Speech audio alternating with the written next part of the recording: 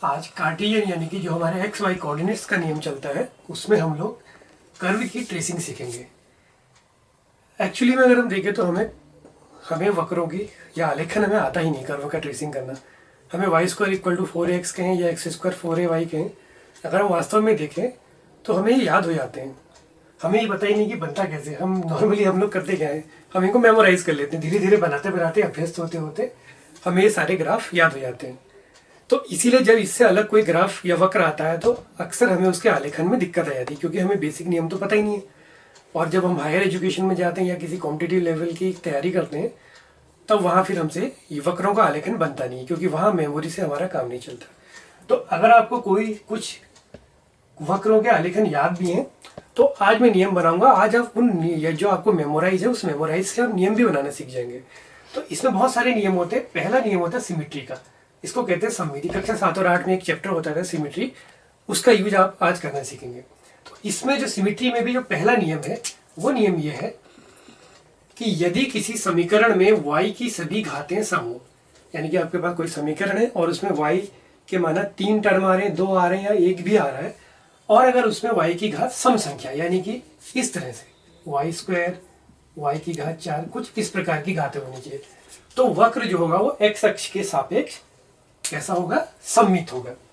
अब इसके उदाहरण आपने जो लोगों ने पढ़ लिए उनके लिए भी ठीक है, जिन्होंने नहीं पढ़े वो भी सीख सकते हैं। जैसे हम लोग लेते हैं y square equal to 4x, ये एक पैराबोला की क्वेश्चन होती है।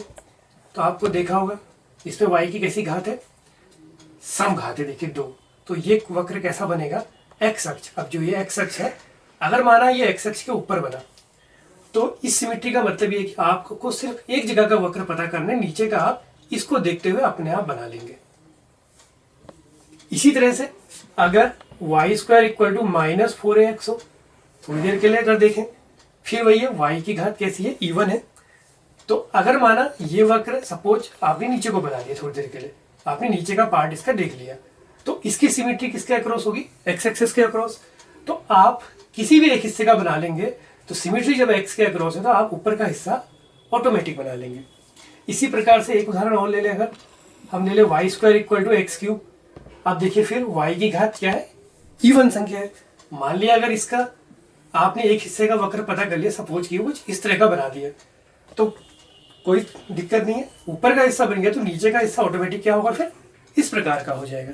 क्यों, क्योंकि ये एक्स एक्सिस के अक्रॉस सिमिट्रिक है। तो ये था सिमिट्री का पहला नियम। पहले नियम के ही तरह दूसरा नियम बनता है, जिसने पहला समझ लिया तो दूसरा ऑटोमेटिक बना लेगा कि यदि किसी समीकरण में x की सभी घातें सम हो, बिल्कुल जैसे y की घातें सम थी तो कर्व क्या था, x एक्सिस के अक्रॉस सिमिट्रिक बना था। अब चूंकि समीकरण में x की घातें सम है तो आपका जो वक्र बनेगा वो किसके अक्रॉस सिमिट्रिक बनेगा, y अक्ष के। इसके उदाहरण ले सकते हैं, x square equal to 4ay। तो आप देखिए जरा से इसका ग्राफ या वक्र का जो आलेखन है कुछ इस प्रकार बनता है। देखिए y के इधर जैसा था, y के उधर भी बिल्कुल ऐसा ही बना। इसी तरह से अगर आप मान लिया x square equal to -4ay बनाना है, तो सपोज करिए कि आपने एक हिस्सा ये बना दिया किसी तरह से मेहनत करके, तो कोई दिक्कत नहीं, एक हिस्सा बन गया तो दूसरे के लिए क्या करना है, x की जो कि इवन घात है तो ये दूसरी ओर को ऑटोमेटिक ऐसा बन जाएगा। इसी प्रकार से अगर और कोई भी कॉम्प्लिकेटेड आप ले सकते हैं, जैसे यही ले लीजिए। अब देखिए इसकी ग्राफ क्या होगा, x की जितनी भी घात है ये सब कैसी हैं, सम संख्या है। तो ये जो वक्र बनेगा ये y एक्सिस के अक्रॉस सिमेट्रिक बनेगा। मान लिया थोड़ी देर के लिए मैंने किसी तरह से मेहनत करके, आपने किसी तरह से मेहनत करके इसका जो वक्र है कुछ इस प्रकार बना दिया, तो इधर को भी कैसा बन जाएगा, ये इस प्रकार का। आइए अब सममिति में ही एक नियम और है, यदि किसी समीकरण में हम x और y के को बदल दें, यानी कि x की जगह y रख दें और y की जगह x रख दें, और अगर वो समीकरण अनचेंज्ड रहे यानी कि उसमें कोई परिवर्तन ना आए, तो समीकरण y इक्वल एक्स के सापेक्ष सममित होगी। y इक्वल एक्स का अर्थ ये है कि y इक्वल एक्स ऐसी एक स्ट्रेट लाइन होगी।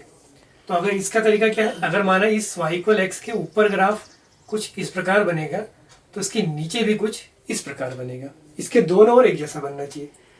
या इसको ऐसे भी समझ सकते हैं कि अगर y इक्वल एक्स ऐसा है, कोई वक्र मान लिया इसके इधर को ऐसा बन रहा है तो इसके इधर को भी ऐसा ही बनेगा। इसका एक उदाहरण देख लेते हैं।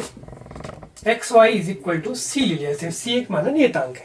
अब अगर मैं x की जगह y रख दूं और y की जगह मैंने x रख दिया, तो देखिए ये वही समीकरण है जो पहले जैसी है। तो हम कहेंगे symmetry about the line y equal to x. इसी तरह से और भी उदाहरण हो सकते हैं, जैसे माने x square Y square is equal to a square x square plus Y square. माना कोई वक्र है सपोज, फिर हमने क्या करा, एक्स की जगह वाई रख दिया वाई स्क्वायर, वाई की जगह एक्स रख दिया x square. Left hand side में कोई परिवर्तन नहीं है, राइट हैंड में फिर हमने वाई की जगह एक्स रख दिया एक्स की जगह पर वाई। आप देखिए ये फिर वैसी है, तो ये वक्र भी क्या होगा, वाई इक्वल एक्स के सापेक्ष सममित होगा। अब सममिति का हम चौथा नियम देखते हैं। तो ये नियम क्या कहता है, हमने x को रिप्लेस कर देना है माइनस एक्स से और y को रिप्लेस कर देना है माइनस वाई से। अगर ऐसा करने के बाद भी समीकरण में कोई परिवर्तन नहीं आता तो हम कहते हैं कि समीकरण विपरीत चतुर्थांश में सिमेट्रिक होंगे। इसका उदाहरण ले लेते हैं। जैसे मान लिया, सबसे सिंपल, आप सर्किल पढ़ते होंगे, ये वाला circle x square plus Y square equal to a square. तो इसमें क्या होगा, अब देखिए इसमें x की भी इवन पावर है, तो हम ये भी कह सकते हैं कि ये y x के सापेक्ष सममित होगा। y की भी इवन पावर है, तो हम कहेंगे ये x के सापेक्ष भी सममित होगा। अब हमने x को रिप्लेस कर दिया माइनस एक्स से और y को रिप्लेस कर दिया माइनस वाई से, तो ये हो गया x square plus Y square बराबर ए स्क्वायर। देखिए समीकरण में कोई चेंज नहीं, तो इसमें यह सम्मिति भी होगी कि विपरीत चतुर्थांश में होंगे। जैसे अगर मान लिया आपने इसका एक हिस्सा ये बना दिया, अब चूंकि विपरीत चतुर्थांश में तो जैसा यहां बनेगा बिल्कुल वैसा ही यहां भी बनेगा। इसके साथ साथ इसमें क्या है, x और y x के सापेक्ष भी सममिति है, तो जब ये नीचे को ऐसा बना है x x के, तो x x के ऊपर भी ऐसा बनेगा, सिमिलरली यहाँ भी। तो ये आपका बन गया सर्किल। इसी तरह का हाइपरबोला में भी होता है, जैसे X square minus A square Y square upon B square equal 1।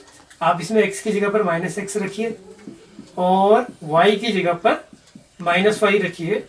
देखिए समीकरण में कोई परिवर्तन नहीं आता, तो हम कहेंगे कि ये भी क्या होगा, विपरीत चतुर्थांश में सम्मित होगा। तो जो आप आज तक हाइपरबोला बनाते थे, जैसे आपने हाइपरबोला ऐसा बनाया, तो जैसा ये बना है तो बिल्कुल ऐसा ही विपरीत, इसके विपरीत कौन सा ये है, तो वहां भी ऐसा बन जाएगा। और इसके साथ साथ इसमें एक्स और वाई की इवन पावर भी है, तो अगर ये ऊपर ऐसा बना तो नीचे भी ऐसे ही बनेगा, और अगर ये नीचे ऐसा बना तो ये ऊपर भी ऐसा बनेगा। तो आप इस सिमिट्री को कई तरह से समझ सकते हैं, आपको क्रम से ये नियम अप्लाई करने हैं।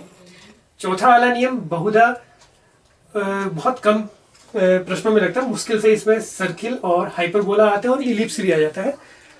लेकिन इलिप्स और सिंपल वाले में हम ये भी समझ सकते हैं कि इनमें पावर भी इवन होती है।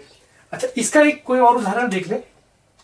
जैसे कभी कभी किसी प्रश्न में क्या होगा कि हमें ये ढूंढने में मुश्किलात हो जाती है कि विपरीत चतुर्थांश कैसे होंगे। जैसे अगर एक और देख लें कि एक्स स्क्वायर वाई स्क्वायर बराबर ए square x square plus Y square. अगर हम इसको देखें तो यहाँ भी एक्स को रिप्लेस कर दे माइनस एक्स से, वाई को रिप्लेस कर दे माइनस वाई से, तो ए स्क्वायर एक्स की जगह पर माइनस एक्स और वाई की जगह पर माइनस वाई। तो फिर हम देखें कोई परिवर्तन नहीं, क्योंकि नेगेटिव का स्क्वायर पॉजिटिव। तो ये भी कैसा होगा, विपरीत चतुर्थांशों में सम्मित होगा। मान लिया इसका ग्राफ कुछ ऐसा बन गया, सपोज एक हिस्सा ऐसा बन गया और एक हिस्सा माना यहाँ ऐसा बन गया, तो जैसा यहाँ बना है वैसा ही आप यहाँ बना देंगे और जैसा यहाँ बना है वैसा ही आप यहाँ बना देंगे। तो बच्चों आपको सम्मिति समझ में आई होगी। तो जो आपने मेमोराइज करा था आज आप उससे नियम सीखे, और जिन्होंने नियम सीखना है तो वो नियम सीख के भी उस चीज को सीख सकते हैं। तो कोई दिक्कत नहीं, अगर मेमोराइज हो भी गया है तो आज आप मेमोराइजेशन से नियम बना लीजिए, और जिन्होंने नहीं पढ़ा वो अब नियम से कर्व की ट्रेसिंग सीखिएगा। हम इसका दूसरा नियम पढ़ते हैं। सिमिट्री के बाद दूसरा जो नियम है वो है ओरिजिन या मूल बिंदु। ये इसका एक बहुत महत्वपूर्ण है। इसमें हम ये देखेंगे कि क्या जो वक्र है वो मूल बिंदु से पास होता है या नहीं होता है। इसका तरीका बड़ा सरल है, आप y बराबर 0 रख दीजिए और अगर आपको x 0 मिल जाता है, या इसका उलट x बराबर 0 रखने पर y बराबर 0 मिलता है, तो हम कहेंगे कि वह समीकरण या वह वक्र मूल बिंदु से जाएगा। जैसे एक उदाहरण ले लें, आपका ही ले लेते हैं y square equal to parabola का। अगर मैं इसमें y को 0 रख दूं तो देखिए y 0 रखेंगे तो x भी कितना मिल जाएगा, 0। तो हम कहेंगे कि ये पैराबोला इस मूल बिंदु से जाएगा। ये इसी तरह से अगर हम इसमें उल्टा भी कर सकते हैं, अगर हम x को 0 रखें तो हमें फिर y भी 0 मिल जाता है। सेम चीज दो तरह से हो सकती है। और कोई देख लें, वाई स्क्वायर बराबर मान लिया एक्स क्यूब है, अगर हम इसमें x को 0 रख दें तो क्या मिलता है, y 0। और इसका उलट भी हो सकता है, y 0 रखें तो x 0, तो यानी कि हम कहेंगे ये वक्र भी क्या होगा, अभी जैसा भी मैंने मान लिया थोड़ी देर के लिए ऐसा बन रहा है, तो ये कम से कम इस मूल बिंदु से जरूर जाएगा। इसी तरह से अगर हम सर्किल की बात करें, x square plus Y square equal to a square, अब अगर मैं इसमें x को 0 रख देता हूँ तो x 0 रखने पर y 0 देखिए नहीं मिल रहा है, y बराबर ए स्क्वायर या y बराबर प्लस माइनस ए, तो हम क्या कहेंगे कि ये मूल बिंदु से पास नहीं होगा। तो सिमिट्री चेक करने के बाद आपने दूसरा नियम क्या चेक करना है, ओरिजिन का। तो बच्चों ये 2 नियम हमने आज पढ़े हैं, आप इनका अभ्यास कीजिए। इसके बाद इसके 3-4 नियम और हैं, हम उनको नेक्स्ट वीडियो में देखेंगे।